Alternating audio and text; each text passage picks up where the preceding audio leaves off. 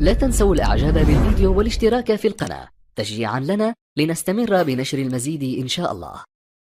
وعباد الرحمن الذين يمشون على الأرض هاونا وإذا خاطبهم الجاهلون قالوا سلاما والذين يبيتون لربهم سجدا وقياما والذين يقولون ربنا اصرف عنا عذاب جهنم إن عذابها كان غراما إنها ساءت